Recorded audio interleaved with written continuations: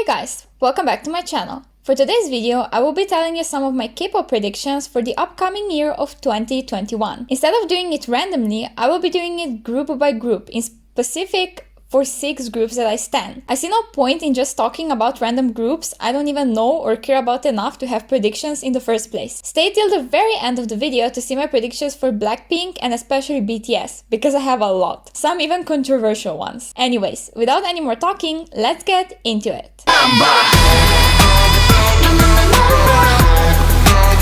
I'm aware there are rookies with literally one debut song and no other content, but that kinda made it a bit easier to predict since they still have to set their place in this industry. I think they will come back in the first part of the year with not only a new title track but also a mini album of around 5 songs. Don't ask why, I just have some type of gut feeling about it. They will further develop their AI characters through this next release, which may turn some people away from them if SM goes too far with it. I also think they will have at least one more scandal, which will once again get big and rub many people the wrong way. Maybe even to the point they refuse to listen to them and stand them, which could eventually lead to them flopping. Black Mamba received mixed reviews, and I think they will still go in a very similar direction for their next release. I know it's early to say, but I don't see them becoming monster rookies and gather the success that, for example, Itzy were able to gain within their first 2 releases. Especially, as I said, if SM pushes the whole AI members thing too far down everybody's throats. That's all I really have for Aespa. 2021 for them will either go mind-blowingly well or very bad,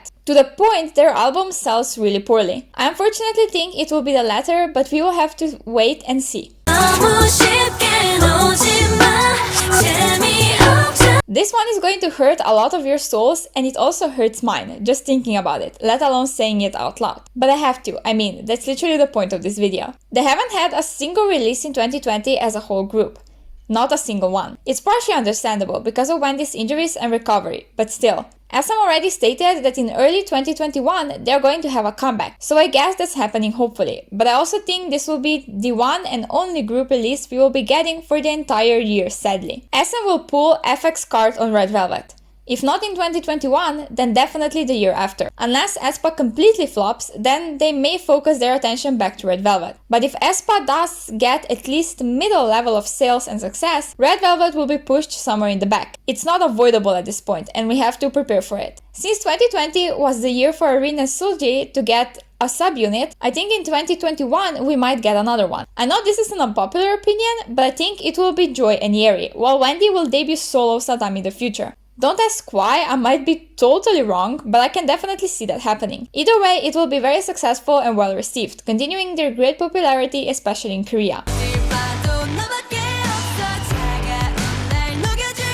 Moving on to JYP groups. First on my list I want to talk about is Itzy, aka my best girlies. They had such an amazing year in 2020, wannabe blowing their success through the roof, putting them on the K-pop map indefinitely, while Not Shy only further confirmed it. That leads me into my first prediction. We know how JYP loves to overwork his groups, especially if they are successful and selling really well, which Itzy definitely is. So for 2021, I think they will hit their busiest year yet with, I think, 3 comebacks at minimum. Kinda what 2017 was for Twice, if you all remember that shit show. It will end in maybe some health issues for one of the members, possibly anxiety, but let's all hope this doesn't happen. I can see them releasing 2 mini albums and 1 single most likely, or maybe 1 mini album, 1 single and 1 full album, something like that. Their popularity will only grow since they will stick to their original sound and message, switching it up a bit every time, like they've been doing so far. I would love to be brave and say that I see some solo projects coming, but I really don't, like at all, not in the near future. But when one of them gets to debut solo, it will either be Ryujin or Yeji, I feel like. Once again, don't ask why, just my guessing. Last JYP group we will be talking about is obviously Twice. The amount of releases they had this year calmed down a bit, which is great, but they are still overworked, which is leading me to my first prediction. More members will go on hiatus, most likely because of mental health related issues like anxiety or some type of injury. Although they don't come back as often anymore, they still haven't had a proper rest to truly relax and recover from the stress that performing causes them. It's always release after release, either songs or albums or stages or tours or photo books or variety shows. It's just too much and it will continue to influence them badly. On that note, I think in 2021 they will have 2 Korean comebacks with 2 mini albums or maybe 1 mini and 1 full, as well as 2 Japanese releases, similar to this year. They might continue the storyline of More and More and I Can't Stop Me, but I'm not sure about that. They will keep their mature sound though and keep presenting it to the public, not going back to their cutesy stuff anymore. Also, I think they will try to release a song very similar to Fancy or Feel Special, since those two were their 2 most successful songs lately. They will try to recreate that hype, but never actually reach it again. Their popularity will slowly die down as they get older, especially if JYP debuts yet another girl group in maybe 2022.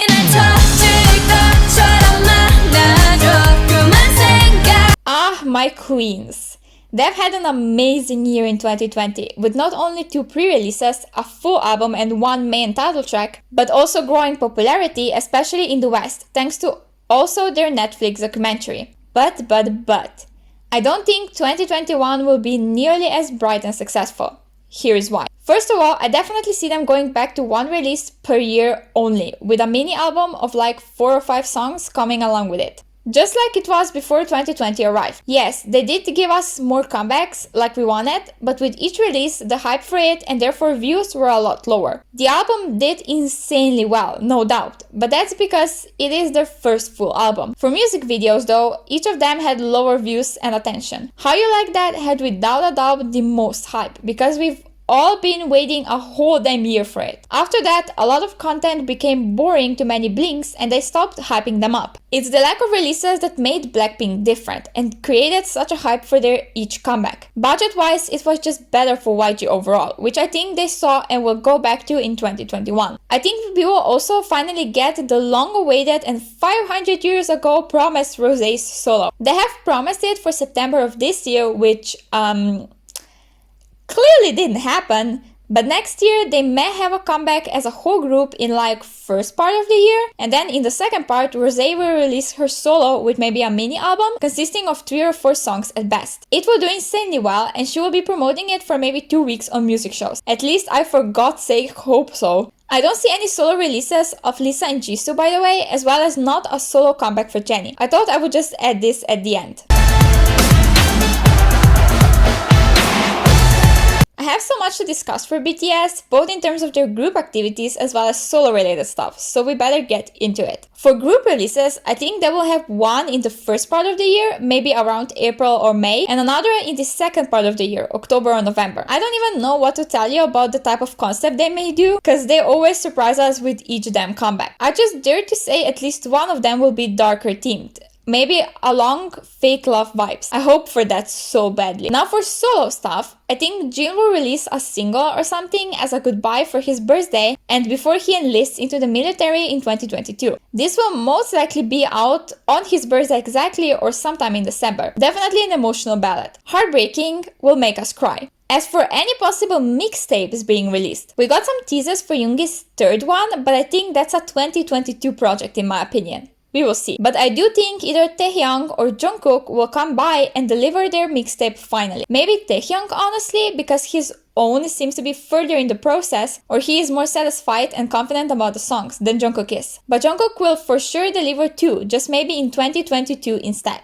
As for second mixtape from Hobby or third from Namjoon, I'm not really sure to be honest. They haven't teased anything, but they may surprise us, which wouldn't be anything new. If I have to count on one of them, I think it would be Hoseok sooner than Namjoon. I don't know why to be honest, but it's just a fast guess. Nonetheless, they will have a busy and successful year, trying to do as much as possible before their enlistments start happening, which I'm not ready for at all. Anyways, this is all I have for today's video guys, and if you enjoyed it, please consider giving it a thumbs up because it helps to support my channel. Comment down below your thoughts as well as subscribe for my Kpop videos twice a week. Oh, and I also have a second channel which I still have no fucking idea what I'm going to upload there, but definitely subscribe if you want to see more videos from me and if whichever content I decide to upload there is your cup of tea. Anyways, I'll see you back here very very soon. Bye bye, I love you all so much. Didn't wanna be a princess, I'm priceless, a prisoner even on my list. Love is a drug and I quit, no doctor could help when I'm lost.